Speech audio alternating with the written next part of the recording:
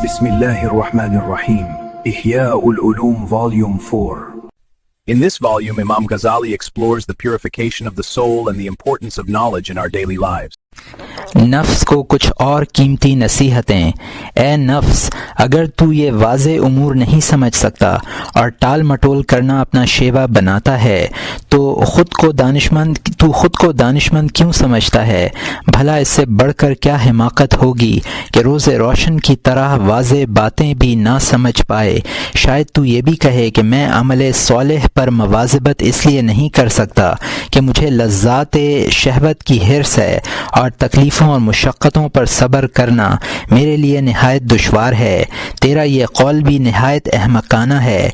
अगर तुझे लज़्ज़ात और शहवात की हिर्स है तो वो लज़्ज़तें और शहवतें क्यों तलाश नहीं करता जो हमेशा हमेशा रहने वाली हैं और हर तरह की कदूरतों से साफ़ हैं।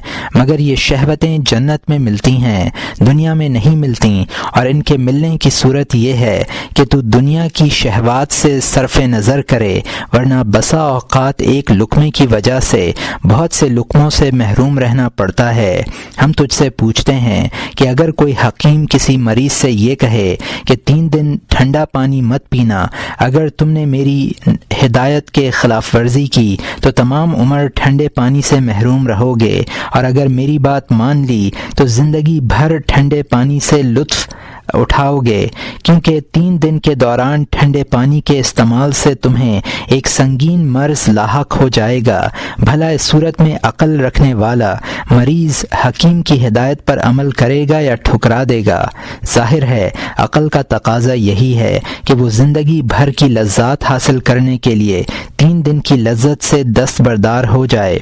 महज इस खौफ से हकीम की हिदायत पर अमल ना करना कि 3 दिन तक सब्र करना मुश्किल हो जाएगा, और ये कि शहवत के ख़िलाफ़ करने की ताकत नहीं है। अगर देखा जाए तो उखरवी ज़िंदगी के मुकाबले में दुनियावी ज़िंदगी की मिसाल ऐसी ही है जैसे इंसान की तमाम ज़िंदगी के मुकाबले में 3 दिन, बल्कि आखिरत की ऐश जावेदानी के मुकाबले में दुनिया की हयात नापायदार इन 3 दिन से भी ज़्यादा हक़ीर और बेहकीकत है। ख्वाह आदमी की उम्र कितनी ही तवील क्यों न हो, क्योंकि दुनिया और आखिरत के तकाबुल में महदूद की निस्बत लामहदूद की तरफ की गई है। ज़ाहिर है दुनिया महदूद है और आखिरत लामहदूद, जबकि आदमी की उम्र और 3 दिन के तकाबुल में महदूद की निस्बत महदूद ही की तरफ की गई है। ए नफ्स, तू शहवात और लज़्ज़ात से सब्र नहीं कर सकता क्योंकि इसमें तकलीफ़ है। हम पूछते हैं, क्या शहवात से रुकने की तकलीफ़ दोज़ख की दायमी अज़ियत से ज़्यादा है? जो शख्स मुजाहिदा की तकलीफ़ बर्दाश्त नहीं कर सकता वो जहन्नुम की तकलीफ़ कैसे बर्दाश्त कर सकता है?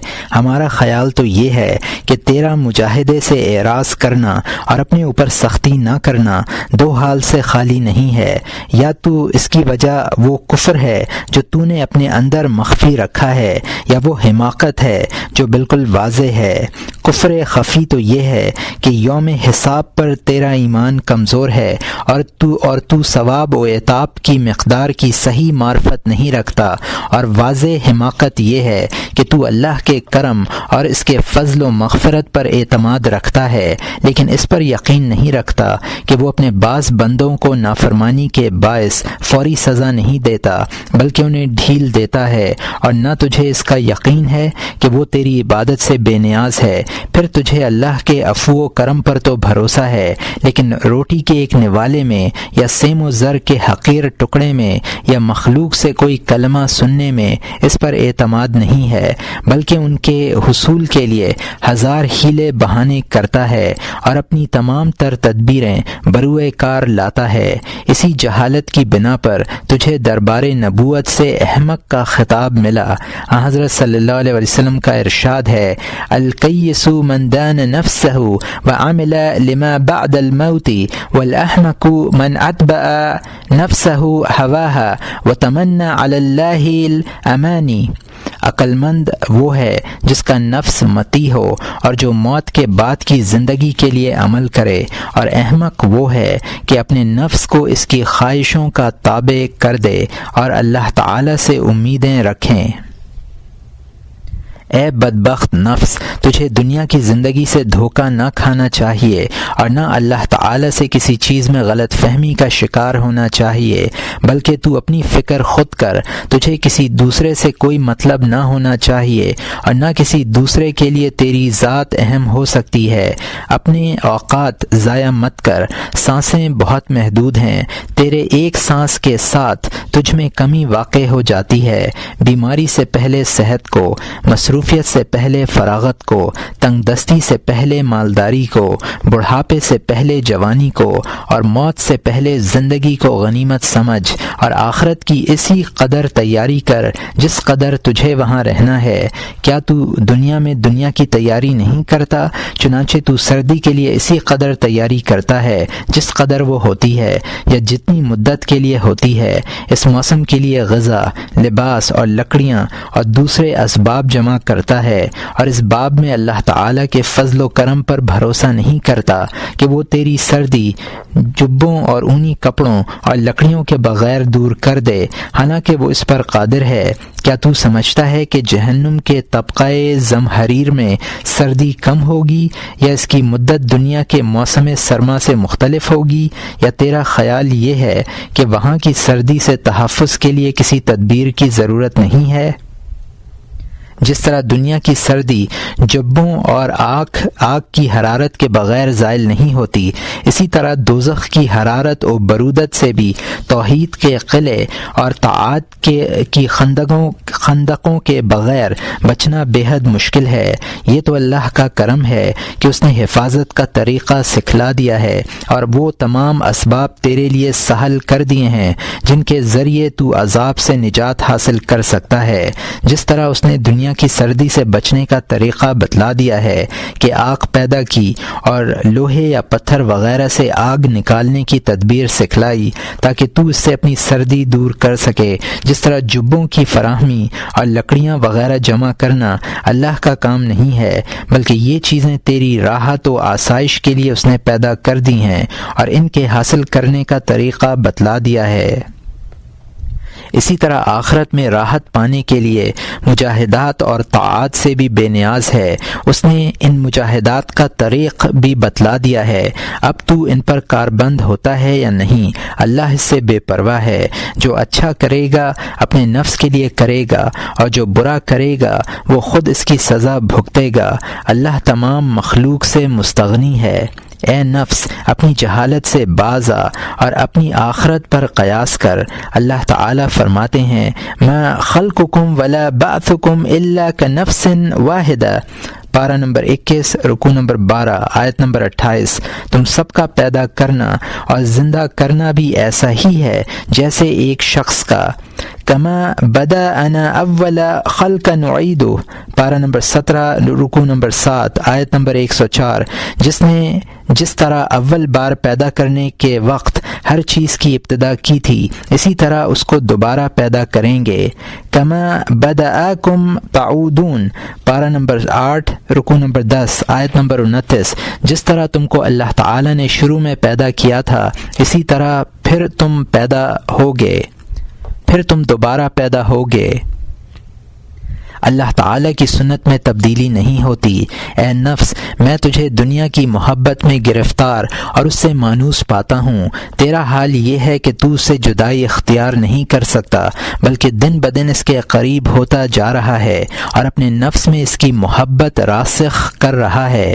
میرے خیال سے تو اللہ کے عذاب و ثواب اور قیامت کے احوال و احوال سے غافل ہے، اور نہ تجھے موت کا یقین ہے جو تیرے اور تیری محبوب اور پسندیدہ چیزوں کے درمیان تفریق کرنے والی ہے۔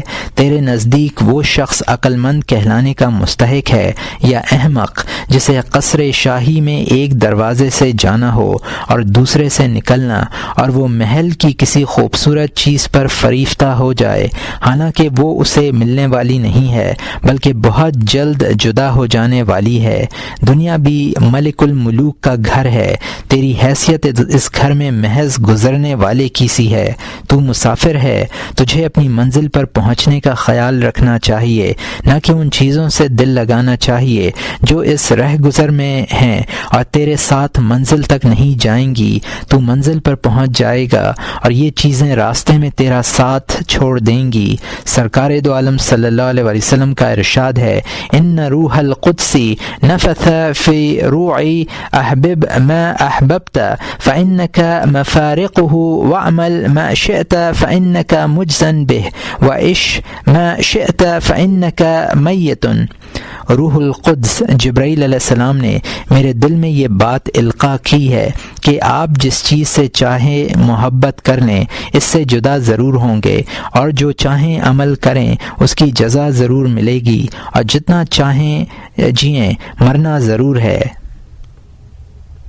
اے نفس، کیا تو یہ نہیں جانتا کہ جو شخص دنیا سے مانوس اور اس کی طرف ملتفت رہتا ہے اور یہ جاننے کے باوجود کہ موت اس کے تعاقب میں ہے، دنیاوی لذات میں مستغرق رہتا ہے، وہ جب دنیا سے جدا ہوتا ہے تو حسرتیں سمیٹ کر لے جاتا ہے اور زہر حلاحل کو زاد راہ بنا کر لے جاتا ہے، اور اسے اس کا احساس بھی نہیں ہوتا کہ وہ کیا لے جا رہا ہے۔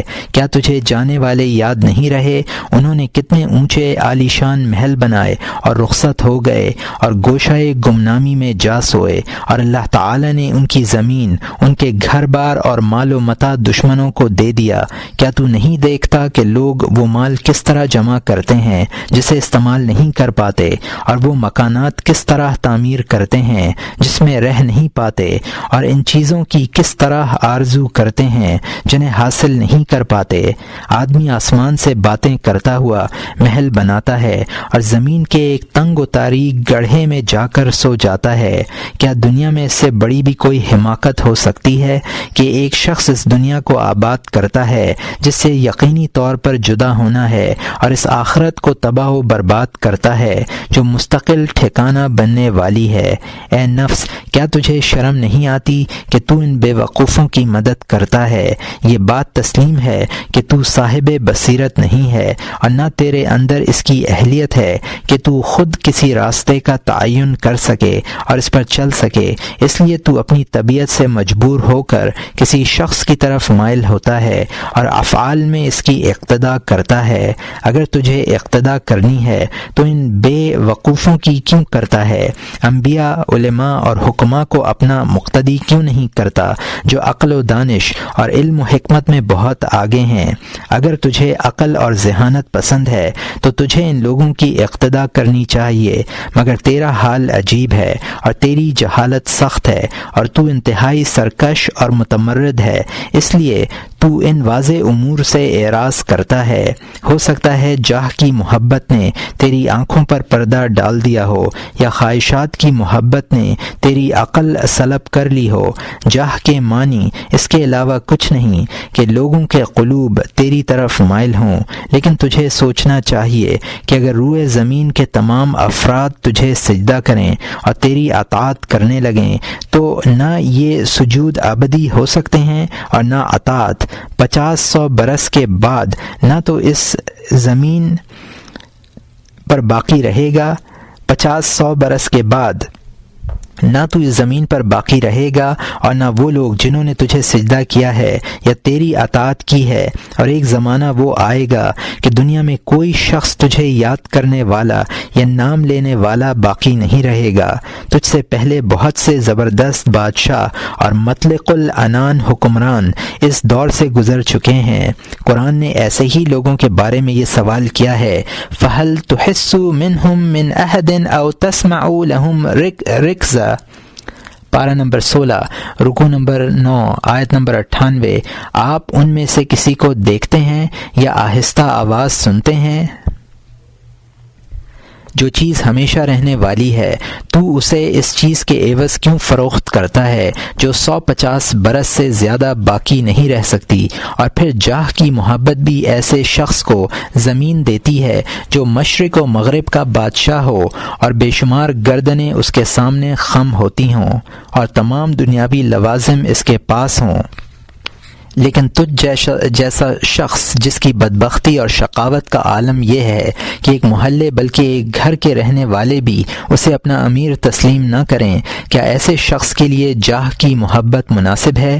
پھر تو اگر آخرت کی رغبت کے لیے اپنے جہل کے باعث دنیا نہیں چھوڑ سکتا تو یہی سمجھ کر چھوڑ دے کہ دنیا کے شریک خسیس ہوتے ہیں اور اس میں مصائب و آلام کی کثرت ہے اور اس کی ہر چیز بہت جلد فنا ہونے والی ہے۔ تجھے بہت کم دنیا حاصل ہے۔ ہم پوچھتے ہیں کہ جب تجھے بہت سی دنیا نے چھوڑ رکھا ہے تو اس تھوڑی سی دنیا کو بھی کیوں نہیں چھوڑ دیتا جو تجھے حاصل ہے؟ پھر اگر تجھے دنیا حاصل بھی ہے تو اس میں خوشی کی کیا بات ہے؟ تیرے ہی شہر میں بہت سے یہودی اور مجوسی ایسے ہوں گے جو مال و زر میں تجھ سے آگے ہوں گے اور جنہیں دنیا کی نعمتیں اور لذتیں تجھ سے زیادہ میسر ہوں گی۔ لعنت ہو ایسی دنیا پر جس میں یہ خسیس اور کمین تجھ سے آگے ہوں۔ تو بڑا جاہل، انتہائی بدبخت، خسیس اور کم حوصلہ ہے۔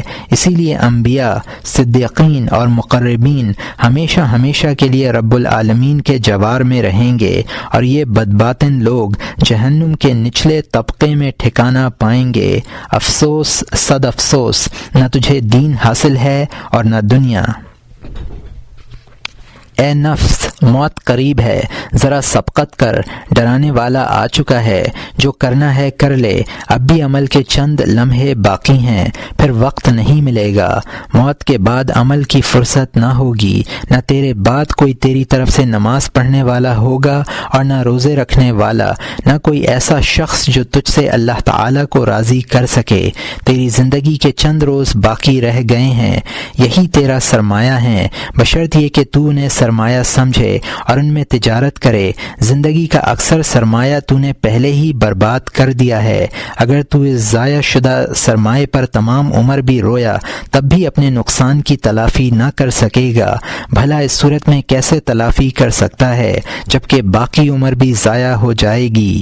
اے نفس، موت تیرے وعدے کی جگہ ہے، قبر تیرا گھر ہے، مٹی تیرا بستر ہے اور زبردست خوف تیرے سامنے ہے۔ کیا تو نہیں جانتا کہ مردوں کی فوج شہر کے باہر تیری منتظر ہے؟ ان سب نے ایمان مغلظہ کی قسمیں کھائی ہیں کہ وہ اس وقت تک اپنی جگہ سے نہیں ہلیں گے جب تک تجھے اپنے ساتھ نہیں لے لیں گے۔ تجھے معلوم نہیں کہ ان منتظرین میں سے ہر شخص کی تمنا یہ ہے کہ وہ ایک روز ہی کے لیے صحیح دنیا میں واپس جائے اور جو نقصان ماضی میں ہو چکا ہے اس کی تلافی کر لے۔ تجھے تمنا کرنے کی ضرورت نہیں ہے، اللہ تعالیٰ نے یہ موقع تجھے دے رکھا ہے اور تو آسانی سے گزشتہ کی تلافی کر سکتا ہے۔ تیرے پاس ایک قیمتی دن ہے، اگر تو اسے ان مردہ لوگوں کے ہاتھ فروخت کرنا چاہے تو وہ اپنا کل سرمایہ تجھے سونپنے کے لیے تیار ہو جائیں، بشرط یہ کہ وہ اس پر قادر ہوں۔ تو اپنے شب و روز غفلت اور بیکاری میں ضائع کر رہا ہے۔ کمبخت نفس، تجھے شرم نہیں آتی کہ تو مخلوق کے لیے اپنے نفس کو آراستہ کر رہا ہے اور باطن میں گناہوں کا ارتکاب کر کے خالق کائنات سے برسرے پیکار ہے؟ کیا تو مخلوق سے شرماتا ہے، خالق سے نہیں شرماتا؟ کیا وہ تجھے اتنا بھی نہیں دیکھتا جتنا مخلوق دیکھتی ہے؟ تو لوگوں کو خیر اور تقوی کا حکم دیتا ہے اور خود رذائل میں ملوث ہے، لوگوں کو اللہ کی طرف بلاتا ہے اور خود اس سے دور بھاگتا ہے، لوگوں کو اللہ کے ذکر کی تلقین کرتا ہے اور خود اسے بھولے ہوئے ہے۔ تجھے یہ بات معلوم ہونی چاہیے کہ گناہگار پاخانے سے بھی زیادہ بدبودار ہے۔ کیا پاخانے سے کوئی چیز پاک ہو سکتی ہے؟ ظاہر ہے نہیں۔ پھر تو کیوں دوسروں کو پاک کرنا چاہتا ہے حالانکہ خود ناپاک ہے؟ اگر تجھے اپنی صحیح معرفت حاصل ہو جائے تو یہ بات اچھی طرح جان لے کہ لوگوں پر نازل ہونے والی تمام مصائب تیری وجہ سے ہیں۔ تو نے اپنے آپ کو ابلیس کا گدھا بنا لیا ہے، وہ تجھے جہاں چاہتا ہے لے جاتا ہے اور جس طرح چاہتا ہے تجھے ہنکا دیتا ہے۔ ان تمام باتوں کے باوجود تجھے اپنے اعمال پر ناز ہے، حالانکہ وہ آفتوں سے لبریز ہیں۔ اگر تو ان سے بچا رہے تو یہ ممکن ہے کہ تیرے اعمال سلامت رہ جائیں اور نجات کا ذریعہ بنیں، مگر تجھے اپنی خطاؤں اور گناہوں کے باوجود اپنے عمل کا غرہ ہے۔ کیا تو یہ نہیں جانتا کہ شیطان نے 2 لاکھ برس تک اللہ تعالی کی عبادت کی، مگر صرف ایک خطا نے اسے ملعون خدا بنا دیا؟ حضرت آدم علیہ السلام کو صرف ایک غلطی کے باعث جنت سے نکلنے کا حکم ملا، حالانکہ وہ اللہ کے حبیب اور نبی تھے۔ اے نفس، تو کتنا فریبی ہے، تو کس قدر بے شرم ہے، تو کتنا بڑا جاہل ہے، اپنے انجام سے بے خبر ہے اور معاصی پر کس قدر جری ہے۔ تو کب تک معاملہ کر کے بگاڑے گا اور کب تک عہد شکنی کا مرتکب رہے گا؟ اے نفس، کیا تو ان خطاؤں کے ساتھ دنیا آباد کرنا چاہتا ہے؟ گویا تجھے یہاں سے رخصت ہی نہیں ہونا۔ کیا تو قبر والوں کی طرف نہیں دیکھتا؟ انہوں نے کتنا مال جمع کیا تھا اور اس کے ذریعے کتنے اونچے اونچے محل بنوائے تھے اور دنیا سے کیا کچھ امیدیں رکھی تھیں۔ کیا تو ان سے عبرت حاصل نہیں کر سکتا؟ کیا تو یہ سمجھتا ہے کہ وہ لوگ آخرت میں طلب کر لیے گئے اور تو ابد تک یہیں رہنے والا ہے؟ تیرا خیال کتنا ناقص اور تیرا فہم کس قدر افسوسناک ہے۔ تو جب سے اپنی ماں کے پیٹ سے باہر آیا ہے، اپنی عمر کی دیوار ڈھاتا جا رہا ہے اور زمین پر اپنے مکان کی دیواریں بلند کر رہا ہے، حالانکہ بہت جلد زمین تجھے اپنے پیٹ میں رکھنے والی ہے۔ کیا تجھے اس وقت سے خوف نہیں آتا جب سانس گلے میں آ جائے گی اور پروردگار کے قاصد اپنے سیاہ اور خوفناک چہروں کے ساتھ عذاب علیم کی بشارت لے کر تیرے پاس پہنچیں گے؟ کیا اس وقت تجھے ندامت سے کوئی فائدہ ہوگا، یا تیرا غم قبول کیا جائے گا، یا تیرے رونے پر رحم کیا جائے گا؟ تعجب کی بات یہ ہے کہ تو ان تمام باتوں کے باوجود بصیرت اور ذہانت کا مدعی ہے۔ تیری ذہانت کا عالم یہ ہے کہ تو ہر آنے والے دن میں مال کی زیادتی پر خوش ہوتا ہے اور عمر کے نقصان پر غم نہیں کرتا۔ بھلا اس سے کیا فائدہ کہ مال بڑھے اور عمر کم ہو؟ اے نفس، تو آخرت سے اعراض کرتا ہے، حالانکہ وہ بہت جلد آنے والی ہے اور دنیا کی طرف ملتفت ہے، جبکہ وہ بہت جلد تجھ سے پیٹھ موڑنے والی ہے۔ کتنے ہی لوگ ایسے ہیں جو نئے دن کا استقبال کرتے ہیں لیکن اسے مکمل نہیں کر پاتے، اور کتنے ہی ایسے ہیں جو کل کی امید رکھتے ہیں لیکن کل تک نہیں پہنچ پاتے۔ تو رات دن اپنے بھائیوں، رشتہ داروں اور پڑوسیوں میں اس کا مشاہدہ کرتا ہے۔ تو موت کے وقت ان کی حسرت دیکھتا ہے مگر اس سے عبرت نہیں پکڑتا اور نہ اپنی جہالت سے باز آتا ہے۔ اے نفس، اس دن سے ڈر جس دن کے بارے میں اللہ تعالیٰ نے یہ قسم کھائی ہے کہ میں اپنے ان بندوں کا جنہیں امر نہیں کی گئی ہے حساب لوں گا۔ اس دن سے ڈر جس دن کے بارے میں اللہ نے یہ قسم کھائی ہے کہ میں اپنے ان بندوں کا جنہیں امر نہیں کی گئی ہے حساب لوں گا اور ان کے اعمال کا مواخذہ کروں گا، خواہ وہ جلی ہوں یا خفی، پوشیدہ ہوں یا ظاہر۔ اے نفس، ذرا سوچ تو کس جسم کے ساتھ اللہ رب العزت کے دربار میں کھڑا ہوگا اور کس زبان سے اس کے سوالوں کا جواب دے گا۔ ذرا سوالات کے جواب کی تیاری کر لے اور درست جواب ڈھونڈ لے، اور اپنی باقی زندگی کے مختصر دنوں میں طویل دنوں کے لیے دار فانی میں دار مقامہ کے لیے اور دار حزن و غم میں دار نعیم کے لیے عمل کر کہ پھر عمل کا موقع نہ ہوگا۔ دنیا سے شرفاء کی طرح اپنے اختیار سے نکلنے کے لیے تیار رہ، اس سے پہلے کہ تجھے زبردستی نکالا جائے۔ دنیا کی نعمتوں اور مسرتوں پر نازاں نہ ہو، اس لیے کہ اکثر خوش ہونے والے نقصان اٹھاتے ہیں اور اکثر نقصان اٹھانے والوں کو اس کا اندازہ نہیں ہوتا کہ وہ نقصان اٹھانے والے ہیں۔ خرابی ہو اس شخص کے لیے جس کے لیے خرابی ہے اور اسے خبر نہیں۔ وہ اپنے حال میں مست ہنستا ہے، خوش ہوتا ہے، کھیل کود کرتا ہے، اتراتا ہے، اٹھلاتا ہے، کھاتا ہے اور پیتا ہے، حالانکہ کتاب اللہ میں اس کے متعلق یہ فیصلہ ہو چکا ہے کہ وہ جہنم کا ایندھن ہے۔ اے نفس دنیا کو عبرت کی نظر سے دیکھ کر بحالت مجبوری حاصل کر، اختیار سے ٹھکرا اور آخرت کی طرف سبقت کر۔ ان لوگوں میں سے مت ہو جو عطائے خداوندی کا شکر ادا کرنے کے بجائے زیادہ کی ہوس رکھتے ہیں، لوگوں کو برائی سے روکتے ہیں اور خود نہیں رکتے۔ یہ بات جان لے کہ دین کا کوئی عوض نہیں ہے اور نہ ایمان کا کوئی بدل ہے اور نہ کوئی چیز جسم کے قائم مقام بن سکتی ہے۔ جو شخص رات دن کے گھوڑے پر سوار ہے وہ منزل کی طرف رواں دواں ہے، اگرچہ وہ سفر نہ کرنا چاہے مگر اسے منزل پر پہنچنا ہے، خواہ وہ اس پر راضی ہو یا نہ ہو۔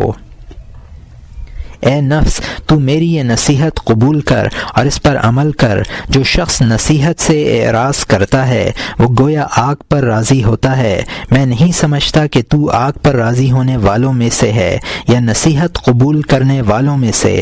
اگر قلب کی شقاوت تجھے وعظ و نصیحت سننے سے روکتی ہے تو قیام لیل سے مدد لے۔ اگر یہ تدبیر بھی کارگر نہ ہو تو روزوں کا التزام کر۔ اس سے بھی نفع نہ ہو تو کم آمیزی اور کم گوئی کو اپنا شیوا بنا۔ یہ صورت بھی نفع نہ دے تو صلہ رحمی کر، یتیموں کے ساتھ نرمی اور محبت کا معاملہ کر۔ اس سے بھی کام نہ بنے تو یہ سمجھ لے کہ اللہ تعالی نے تیرے دل پر مہر لگا دی ہے اور اس کے ظاہر و باطن پر گناہوں کی سیاہی چھا چکی ہے۔ اب نور کی کرن اندر نہیں پہنچ سکتی، تب تو دوزخ کے راستے پر چل۔ اللہ نے جنت پیدا کی ہے اور اس کے اہل بھی پیدا کیے ہیں، دوزخ پیدا کی ہے اور اس کے اہل بھی پیدا کیے ہیں۔ ہر شخص کے لیے وہی راہ سہل کر دی گئی ہے جس کے لیے وہ پیدا کیا گیا ہے۔ تجھ میں وعظ و نصیحت قبول کرنے کی صلاحیت نہیں رہی، اب تجھے مایوس ہو جانا چاہیے، اور مایوسی کبیرہ گناہ ہے۔ پھر کیا کرے؟ نہ مایوس ہو سکتا ہے اور نہ خیر کی راہیں مسدود ہونے کی بنا پر امید ہی کر سکتا ہے۔ اگر تو رجا کرے گا بھی تو دھوکہ ہوگا، فریب اور مغالطہ ہوگا۔ اے نفس جس مصیبت میں تو مبتلا ہے اس پر تجھے صدمہ ہے یا نہیں، یا اپنے آپ پر ترس کھا کر آنکھ سے کوئی آنسو بہاتا ہے یا نہیں۔ اگر آنکھ سے آنسو بہتا ہے تو یہ سمجھ کہ آنسوؤں کا منبع بحر رحمت سے ہے اور تیرے اندر رجا کی گنجائش ہے۔ اس لیے گریہ و زاری کا التزام کر، ارحم الراحمین سے رحم کی بھیک مانگ، اکرم الاکرمین سے شکایت کر۔ پھر نہ اس آہوزاری سے اکتا، نہ شکوہ و شکایتوں سے ملول ہو، بلکہ اسے اپنا معمول بنا لے۔ شاید اسے تیرے ضعف پر، تیری بے بسی اور بے کسی پر رحم آ جائے اور وہ تیری مدد کر دے، کیونکہ تیری مصیبت شدید ہو چکی ہے، تیری سرکشی حد سے تجاوز کر چکی ہے۔ اب نہ کوئی تدبیر تجھے اس مصیبت عظمیٰ سے بچا سکتی ہے اور نہ کوئی ہیلا نجات دے سکتا ہے۔ تیرے لیے اگر کوئی ٹھکانہ ہے تو صرف اللہ کا ٹھکانہ ہے۔ اگر نجات کا کوئی راستہ ہے تو وہ اللہ تک جاتا ہے، وہی تیرا ملجا و ماوا ہے، وہی تیری مقصد براری کر سکتا ہے، وہی تیری فریاد رسی کر سکتا ہے۔ اسی کے سامنے سرنگوں کر، اسی سے عجز و نیاز اور خشوع و خضوع کر۔ جتنی زیادہ تیری جہالت ہے اور جس قدر تیرے معاصی ہیں اسی قدر اس کے سامنے تضرع کر، اس لیے کہ تضرع کرنے والے اور اپنے آپ کو اس کے سامنے ذلیل کرنے والے پر رحم کرتا ہے۔ وہ مدد کی بھیک مانگنے والے کی مدد کرتا ہے، وہ مجبور و مستر کی دعا قبول کرتا ہے۔ آج تو اسی کی طرف مستر ہے اور اسی رحمت کا محتاج ہے۔ باقی تمام راستے مسدود اور تمام راہیں تنگ ہیں، تدبیریں بیکار ہو چکی ہیں، وعظ و نصیحت سے کوئی فائدہ نہیں ہوتا، زجر و توبیخ تجھ پر اثر انداز نہیں ہوتی۔ تو جس سے مانگتا ہے وہ کریم ہے، جس کے سامنے دست سوال دراز کرتا ہے وہ سخی ہے، جس سے مدد چاہتا ہے وہ رحم کرنے والا ہے۔ اس کی رحمت لامحدود وسعتوں کی حامل ہے، اس کا کرم لامتناہی ہے، اس کا عفو عام ہے۔ اب تو اپنے دونوں ہاتھ پھیلا اور یہ عرض کر، یا ارحم الراحمین، یا رحیم، یا حلیم، یا عظیم، یا کریم، میں گناہ گار، سیاہ کار، خطا کار ہوں، میری سرکشی حد سے بڑھ چکی ہے، میں بے شرمی کی حد تک گناہوں پر جری ہوں۔ اے اللہ، میں ہر طرف سے مایوس ہو کر تیری بارگاہ میں انتہائی تضرع اور مسکنت، ذلت و حقارت اور عاجزی کے ساتھ اپنے ضعف، کمزوری، بے کسی اور بے بسی کا اعتراف کرتے ہوئے حاضر ہوں۔ میری مدد کرنے میں جلدی کر، میری مشقت دور فرما، مجھے اپنی رحمت کے آثار دکھلا، مجھے اپنے عفو و مغفرت کا جام پلا، مجھے اپنی حفاظت کی قوت نصیب کر۔ اے نفس، آہوزاری کرنے میں اور اپنی ندامت کے اظہار میں اپنے باپ حضرت آدم علیہ السلام کی تقلید کر۔ حضرت وہب ابن منبہ رحمۃ اللہ علیہ کہتے ہیں کہ جب اللہ تعالیٰ نے حضرت آدم علیہ السلام کو جنت سے زمین پر اتارا تو کئی روز تک ان کے آنسو نہ رکے۔ 7ویں دن اللہ تعالیٰ نے ان پر رحم کیا، اور جس وقت وہ انتہائی حزن و ملال اور اضطراب کی کیفیت سے دوچار سر جھکائے بیٹھے تھے تو اللہ تعالیٰ نے ان پر وحی نازل فرمائی کہ اے آدم، یہ تم نے اپنا کیا حال بنا لیا ہے؟ عرض کیا، یا اللہ، میری مصیبت بڑھ گئی ہے، خطاؤں نے مجھے گھیر لیا ہے، اپنے رب کے ملکوت سے نکالا گیا ہوں، عزت کے گھر سے ذلت کے گھر میں آ گیا ہوں، سعادت کے بعد شقاوت ملی ہے، راحت کے بعد غم اٹھانا پڑا ہے، عافیت کے بعد مصیبت کے گھر میں آیا ہوں، دار قرار سے دار ناپائیدار میں ڈالا گیا ہوں، خلود و بقا کے عالم سے موت اور فنا کے عالم میں پہنچا ہوں، اپنی غلطی پر کیسے نہ روؤں، یہ سب اسی غلطی کی وجہ سے ہوا۔ اللہ تعالیٰ نے وحی نازل فرمائی کہ اے آدم، کیا میں نے تجھے اپنے لیے منتخب نہیں کیا تھا؟ کیا میں نے تجھے اپنے گھر میں نہیں اتارا تھا؟ کیا میں نے تجھے اپنی کرامت کے ساتھ مخصوص نہیں کیا تھا اور اپنے غضب سے نہیں ڈرایا تھا؟ کیا میں نے تجھے اپنے ہاتھ سے پیدا نہیں کیا تھا اور تیرے اندر اپنی روح نہیں پھونکی تھی اور فرشتوں سے تیرا سجدہ نہیں کرایا تھا؟ مگر تو نے میری نافرمانی کی، میرا عہد فراموش کیا، میری ناراضگی مول لی۔ مجھے اپنی عزت و جلال کی قسم ہے، اگر میں زمین کو تیرے جیسے انسانوں سے بھر دوں پھر بھی وہ میری عبادت کریں اور میری تسبیح بیان کریں، پھر میری نافرمانی کریں تو میں انہیں گناہ گاروں کے مقام پر اتاروں گا۔ حضرت آدم علیہ السلام یہ سن کر رونے لگے اور 300 برس تک روتے رہے۔ عبید اللہ البجلی بہت زیادہ رویا کرتے تھے اور رات بھر رو رو کر یہ کہا کرتے تھے، اے اللہ، میں وہ ہوں جس کی عمر جوں بڑھتی جاتی ہے اس کے گناہ زیادہ ہوتے جاتے ہیں۔ میں وہ ہوں کہ جب بھی کسی گناہ کے چھوڑنے کا قصد کرتا ہوں کوئی دوسری شہوت سامنے آ جاتی ہے۔ افسوس تیرا ایک گناہ پرانا نہیں ہو پاتا کہ دوسرا گناہ سامنے آ جاتا ہے۔ افسوس اگر تیرا ٹھکانہ جہنم میں ہوا تو کیا کرے گا؟ شاید تیرے سر کے لیے گرز بن رہے ہوں، ہو سکتا ہے قیامت کے دن تمام حاجت مندوں کی حاجتیں پوری ہو جائیں اور تیری حاجت باقی رہ جائے۔